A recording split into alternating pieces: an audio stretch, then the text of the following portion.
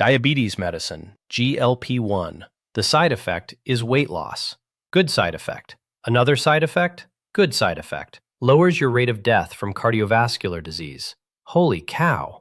Anybody who lives near a road lives near cars that are driving by. Turns out the most common source of microplastics in the environment are cars that are driving. Man, are those anti-inflammatory? Knock out cancer, heart disease, dementia, Alzheimer's? They are all associated now with this distressing finding that they're linked to unhealthy bacteria in our body. I will tell you, I was always skeptical about the tagline, oatmeal, like breakfast of champions kind of thing. Well, actually, in doing the research and looking at what's in whole oats, there are two molecules naturally found in nature. One's called avenanthramide, AVE, avenanthramide, and the other one's called beta-D-glucan. I always tell people, don't worry about if you can't pronounce these tongue twisters. Leave it to people like me who study them, But avenanthramide and beta-glucan happen to be two natural substances found in oats. Man, are those anti-inflammatory? They help your stem cells, they improve your circulation. But the anti-inflammatory part of it is knockout. So, bowl of oatmeal, put some fruit in it, These are the kinds of simple breakfast items that I think can make a real difference. And it's about diversity, but thinking about what it is you're doing for yourself. And there's no one food that's going to be good for everyone. I think everyone's body is going to be a little bit different. I encourage people to try different things and see what seems to fit well, which is most suited for them. Endgames that are very common in developed countries, which are cardiovascular disease, cancer, stroke, and dementia, all of these conditions are related to your circulation. Most of them are conditions of aging. Although for cancer, we're noticing quite distressingly that younger and younger people are developing cancers that we used to only see in much older patients. I'm a doctor, so, we used to only see colon cancer in people in their 60s or 70s. And then, in the heart of my practice career, 50 years old was a really young person. Now they're teenagers getting colon cancer, which is kind of crazy to think about. Is it inflammation? People say the old saying that inflammation is the root cause of disease. I think that's partially true. That's one way of looking at it. But what causes inflammation? Because if you have inflammation in a younger person, it could inflame their blood vessels, set them up for cardiovascular disease. It could inflame their body and trigger cancer growth. What I would tell you is how we break things down of what could be causing chronic inflammation, or inflammation that could be causing these kinds of diseases that we thought were diseases of older people that are now happening in younger people. I would say let's break it down into factors outside of the body and factors introduced inside the body. Outside. Let's look at that first. Environmental exposures.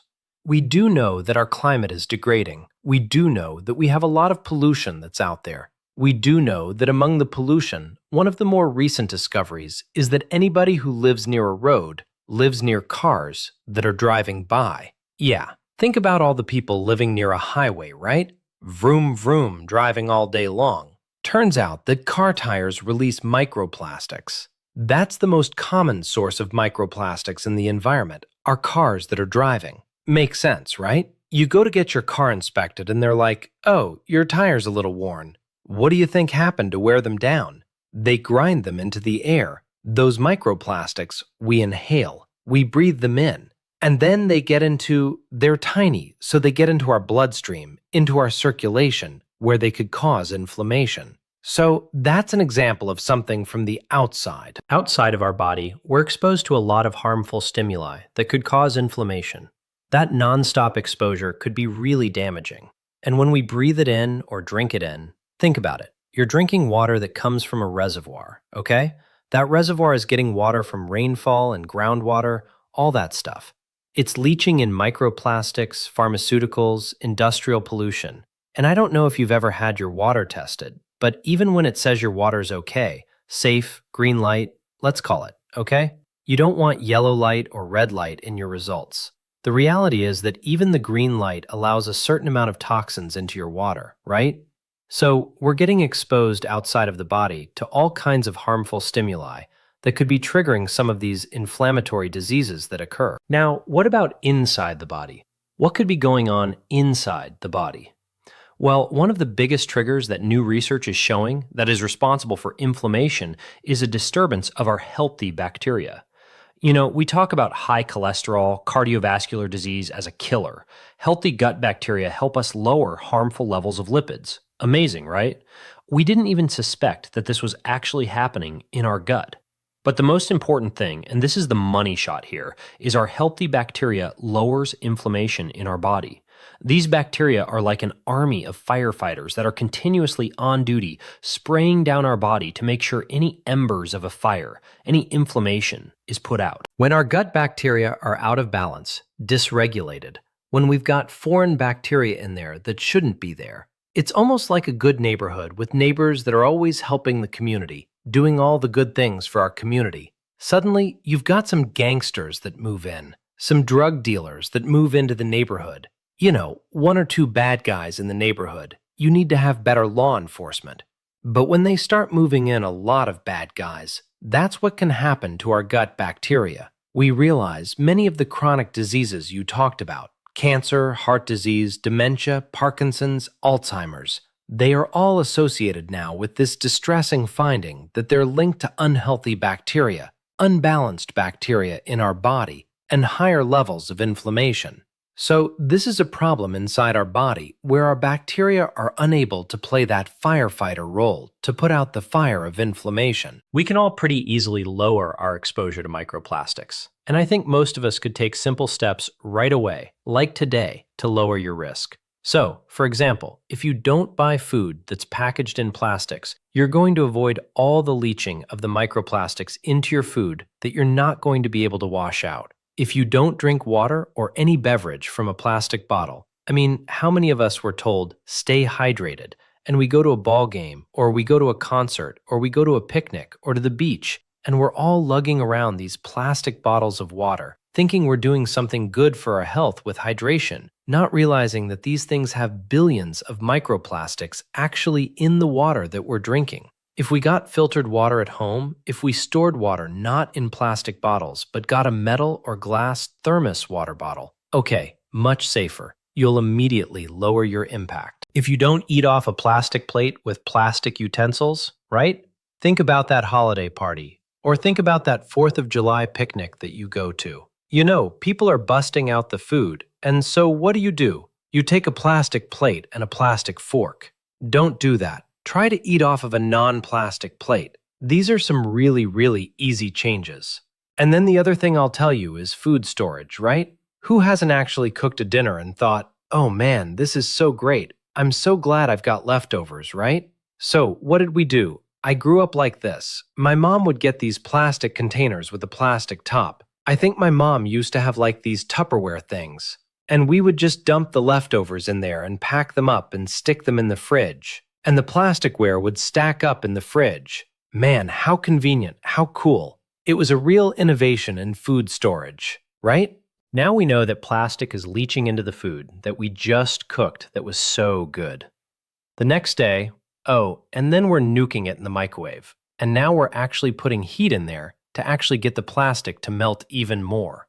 Don't buy olive oil stored in a plastic bottle because the properties of the olive oil will leach the plastic into it. I always buy olive oil in glass or in a tin. That's old school. That's how you find them in Europe. In the Mediterranean, that's how they always store it, never in a plastic bottle. Okay, so I just came up with 6 or 7 things that are super easy. Anybody can do them, and you'll immediately lower your exposure to microplastics. GLP-1 agonists, the Ozempics and Wegovys and Mounjaros of the world that have taken modern healthcare by storm, because they help people lose weight in a powerful, fast way. You can't lose that much weight that quickly with anything else. We've never seen it in medicine before. It's that effective. But you know what those medicines were originally designed for? Diabetes. They were not like metformin. Metformin was a diabetes medicine.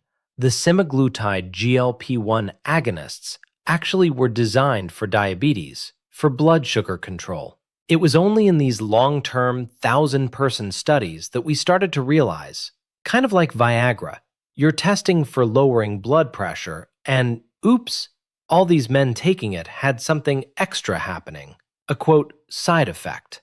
Side effects are usually bad, right? For Viagra, that side effect led it to become something good. And same thing for these GLP agonists. A side effect was massive weight loss. Okay, so it's a whole conversation we could be having about GLP-1 agonists. I mean, I can tell you as a researcher and as a doctor, what gets me excited? I think that there are surely people whose health is at great risk if they don't lose weight. All right, and they haven't been able to be helped by any other reasonable intervention. For those people, taking a GLP-1 agonist is a lifesaver. The way that GLP agonists have become so popular, understandably, to be able to look better and yes, feel better, I think that's something that society as a whole and the medical community need to struggle a little more with, to figure out what's the right way to put this in the schema of a healthy lifespan. However, as a researcher, I'll tell you something I get super excited about.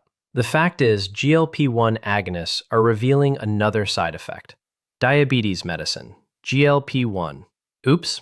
The side effect is weight loss. Good side effect. Weight loss. Millions of people taking weight loss medication. Another side effect. Good side effect. Lowers your rate of death from cardiovascular disease. Holy cow. So let me tell you how these GLP agonists work. They're a molecule that binds to a receptor like a key going into a lock. Turning the lock now triggers a pathway that can help with blood sugar regulation and weight loss, and changes your appetite so you feel more full, etc. Okay?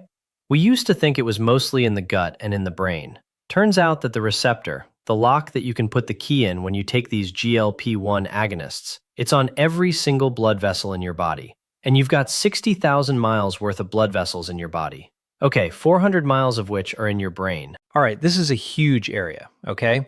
And you've got GLP-1 receptors everywhere. So I believe that the effect of these GLP-1 agonists pharmaceutically is actually activating healthy signals in your blood vessels to make your blood vessels healthier. Yes, lowering inflammation as well, but also helping to pave the highways.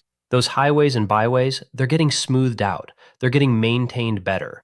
And how do we think that? Well, because our body makes GLP-1 all by itself. Our gut makes GLP-1. Actually, blood vessels make GLP-1 all by themselves. So maybe in this quest to discover effects and side effects that are good effects, leading to more applications of what we could do with these medications, we're discovering something new about the human body. Maybe this is kind of like a core switching mechanism, a critical turnkey switch to health in our body, the GLP-1 system. Hey, if you like that video, then you're going to love this one.